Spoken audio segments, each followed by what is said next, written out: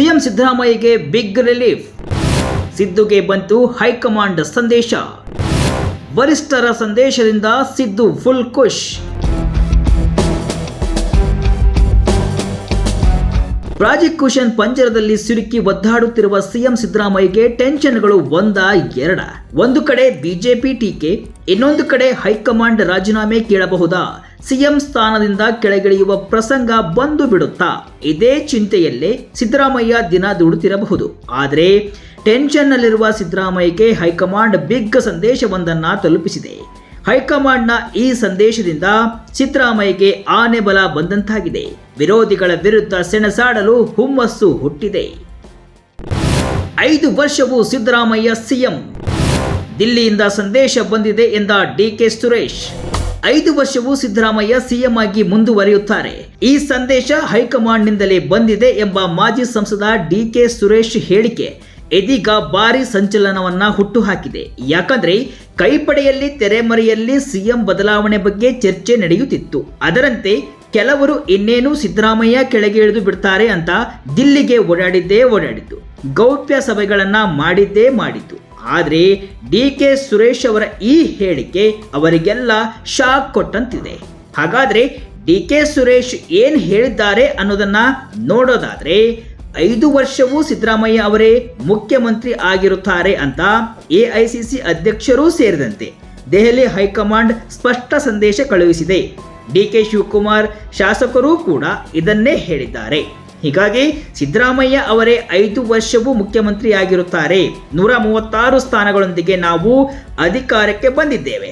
ಈಗ ಸಿದ್ದರಾಮಯ್ಯ ಅವರು ಮುಖ್ಯಮಂತ್ರಿಯಾಗಿ ಸಮರ್ಥವಾಗಿ ಅಧಿಕಾರ ನಿಭಾಯಿಸುತ್ತಿದ್ದಾರೆ. ಹೀಗಾಗಿ ಮುಖ್ಯಮಂತ್ರಿ ಸ್ಥಾನ ಖಾಲಿಯಾಗುವ ಪರಿಸ್ಥಿತಿಯೂ ಇಲ್ಲ ಅಂತ ಖಡಕ್ ಆಗಿ ಹೇಳಿದ್ದಾರೆ. ಹೈಕಮಾಂಡ್ ಸಂದೇಶ, ಸಿದ್ದುಗೆ ಆನೆ ಬಲ. ಮುಡಾ ಹಗರಣದ ಆರೋಪದಲ್ಲಿ ಸಿಲುಕಿರುವ ಸಿದ್ದರಾಮಯ್ಯಗೆ ಇಡೀ ಕಾಂಗ್ರೆಸ್ ಟೀಮ್ ಬೆಂಬಲಕ್ಕೆ ನಿಂತಿದ್ರೂ ಕೂಡ ಒಳಗೊಳಗೆ ಸಿದ್ದರಾಮಯ್ಯ ಸಿಎಂ ಸ್ಥಾನದಿಂದ ಕೆಳಗಿಳಿಯುವ ಕನಸು ಕಾಣ್ತಾ ಇತ್ತು. ಇದಕ್ಕೆ ಪುಷ್ಟಿ ನೀಡಿದ್ದು ಪರಮೇಶ್ವರ್ ಹಾಗೂ ಸತೀಶ್ ಜಾರಕಿಹೊಳಿ ಸೀಕ್ರೆಟ್ ಮೀಟಿಂಗ್. ಅಲ್ಲದೆ ಸ್ವತಃ ಸಿದ್ದರಾಮಯ್ಯ ಆಪ್ತರಾದ ಸತೀಶ್ ಜಾರಕಿಹೊಳಿ ಒಂದು ಮಾತನ್ನ ಹೇಳಿದ್ರು. ಸಿದ್ದರಾಮಯ್ಯ ಸಿಎಂ ಆಗಿರ್ತಾರೆ, ಆದರೆ 5 ವರ್ಷವೂ ಇರ್ತಾರೋ ಇಲ್ವೋ ಗೊತ್ತಿಲ್ಲ ಅಂದಿದ್ದು ಕೂಡ ಅನುಮಾನ ಹುಟ್ಟಿಸಿತ್ತು. ಇತ್ತ ಬಿಜೆಪಿಯವರು ಸಿದ್ದರಾಮಯ್ಯ ರಾಜೀನಾಮೆ ಕೊಡಲೇಬೇಕು ಅಂತ ಪಟ್ಟು ಹಿಡಿದಿದ್ದವು. ಹೀಗಾಗಿ ಸಿದ್ದರಾಮಯ್ಯ ಮೇಲೆ ಸಾಕಷ್ಟು ಒತ್ತಡ ಇತ್ತು. ಸಿಎಂ ಆಗಿ ಮುಂದುವರಿತಾರೋ ಇಲ್ವೋ ಅನ್ನೋ ಗೊಂದಲ ಇತ್ತು. ಅದಕ್ಕೆ ಹೈಕಮಾಂಡ್ ಫುಲ್ ಸ್ಟಾಪ್ ಇಟ್ಟಿದೆ. ಎಐಸಿಸಿ ಅಧ್ಯಕ್ಷ ಮಲ್ಲಿಕಾರ್ಜುನ ಖರ್ಗೆ ಸೇರಿದಂತೆ ದಿಲ್ಲಿ ವರಿಷ್ಠರು ಸಿದ್ದು ಬೆನ್ನಿಗೆ ಗಟ್ಟಿಯಾಗಿ ನಿಂತಿದ್ದಾರೆ. 5 ವರ್ಷವೂ ಸಿದ್ದರಾಮಯ್ಯನವರೇ ಸಿಎಂ ಅಂದಿದ್ದಾರೆ.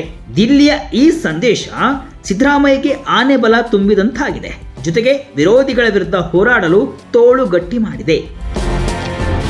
ಸಿದ್ದರಾಮಯ್ಯ ರಣತಂತ್ರ ಯಶಸ್ವಿ. ಮುಡಾ ಆರೋಪ ಬಂದ ತಕ್ಷಣ ಸಿದ್ದರಾಮಯ್ಯ ರಾಜೀನಾಮೆಗೆ ಒತ್ತಡ ಬಂದಿದ್ದು ಅಷ್ಟಿಷ್ಟಲ್ಲ, ಅದೆಲ್ಲವನ್ನೂ ಕೂಡ ಎದೆಯೊಡ್ಡಿ ನಿಂತು ನಿಭಾಯಿಸಿದರು. ಮುಡಾ ಹಗರಣದಲ್ಲಿ ನಂದೇನು ತಪ್ಪಿಲ್ಲ ಅಂತ ಗಟ್ಟಿಯಾಗಿ ನಿಂತಿದ್ದಾರೆ. ಆದರೂ ಕೂಡ ಸಿದ್ದುಗೆ ಒಂದು ಟೆನ್ಷನ್ ಇತ್ತು. ಹೈಕಮಾಂಡ್ ಎಲ್ಲಾದರೂ ನನ್ನ ರಾಜೀನಾಮೆ ಕೇಳುತ್ತಾ, ಸಿಎಂ ಸ್ಥಾನದಿಂದ ಕೆಳಗಿಳಿಸುತ್ತಾ ಎಂಬ ಭಯ ಇತ್ತು.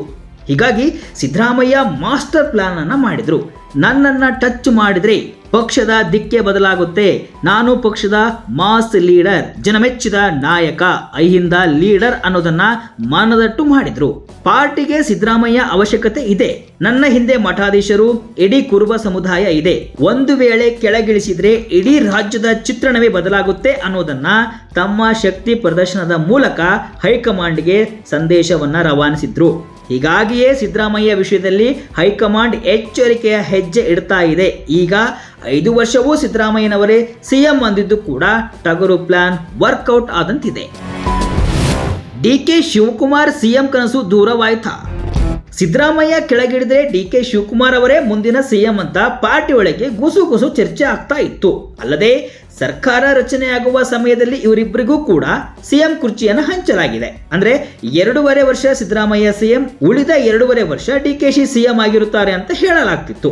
ಆದ್ರೆ ಸ್ವತಃ ಡಿಕೆಶಿ ಸಹೋದರ ಡಿಕೆ ಸುರೇಶ್ 5 ವರ್ಷವೂ ಸಿದ್ದರಾಮಯ್ಯ ಸಿಎಂ ಆಗಿರುತ್ತಾರೆ, ನೋ ಡೌಟ್ ಅಂದಿದ್ದು ಡಿಕೆ ಶಿವಕುಮಾರ್ಗೆ ಸಿಎಂ ಆಗುವ ಚಾನ್ಸ್ ಇಲ್ವಾ ಅನ್ನೋ ಹೊಸ ಚರ್ಚೆ ಹುಟ್ಟು ಹಾಕಿದೆ.